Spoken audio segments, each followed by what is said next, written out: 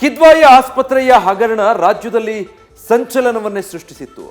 ಆದ್ರೀಗ ಮತ್ತೊಂದು ಕರ್ಮಕಾಂಡ ಬಯಲಾಗಿದೆ. ಈ ಆಸ್ಪತ್ರೆಗೆ ಸಂಬಂಧಪಟ್ಟಂತಹ ಬೆಚ್ಚಿ ಬೀಳಿಸುವ ಅಂಕಿಅಂಶವೊಂದು ಹೊರಬಿದ್ದಿದೆ. ವರ್ಷದಿಂದ ವರ್ಷಕ್ಕೆ ಈ ಆಸ್ಪತ್ರೆಯಲ್ಲಿ ಮರಣ ಪ್ರಮಾಣ ಹೆಚ್ಚಾಗ್ತಾ ಇರುವುದು ಹತ್ತಾರು ಪ್ರಶ್ನೆಗಳನ್ನು ಹುಟ್ಟುಹಾಕಿದೆ.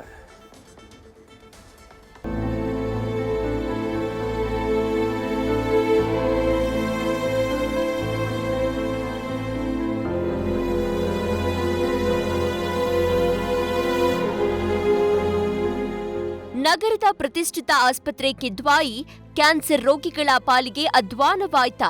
ಸಮಸ್ಯೆಗಳ ಸರಮಾಲೆಯನ್ನ ಹೊದ್ದು ಮಲಗಿರುವ ಈ ಆಸ್ಪತ್ರೆ ಕ್ಯಾನ್ಸರ್ ರೋಗಿಗಳ ಪಾಲಿಗೆ ಮತ್ತಷ್ಟು ಕ್ರೂರಿಯಾಗಿ ಹೋಯ್ತಾ? ಇಂತಹ ಪ್ರಶ್ನೆ ಮೂಡಲು ಕಾರಣವಾಗಿದ್ದು ಈ ಮರಣದ ಅಂಕಿಅಂಶ.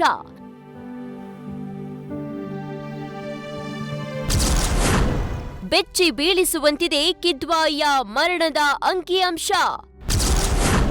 ಕಿದ್ವಾಯಿ ಆಸ್ಪತ್ರೆಯಲ್ಲಿ 3294 ಕ್ಯಾನ್ಸರ್ ರೋಗಿಗಳ ಸಾವು.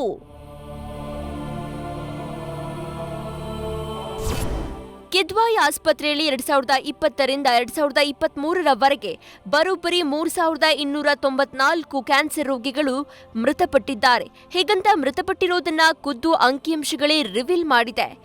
ಈ ಅಂಕಿಅಂಶ ಬೆಚ್ಚಿ ಬೀಳಿಸುವಂತಿದೆ.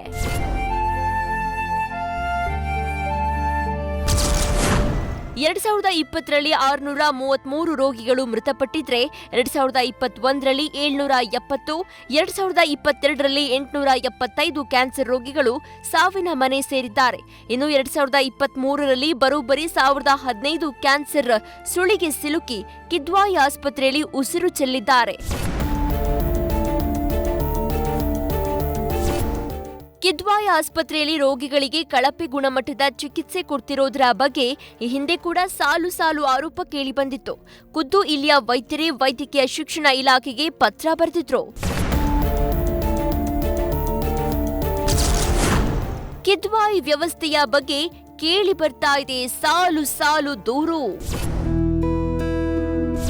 ಕಳಪೆ ಗುಣಮಟ್ಟದ ಚಿಕಿತ್ಸೆ, ವೈದ್ಯರ ನಿರ್ಲಕ್ಷ್ಯ ಸೇರಿದಂತೆ ಅನೇಕ ಆರೋಪಗಳನ್ನ ಕಿದ್ವಾಯಿ ಹೊತ್ತಿರುವ ಹೊತ್ತಲ್ಲಿಯೇ ಈ ರೀತಿಯ ವಿಚಾರ ಅಂಕಿಅಂಶ ಹೊರಬಿದ್ದಿರೋದು ಆತಂಕ ಹೆಚ್ಚಿಸಿದೆ.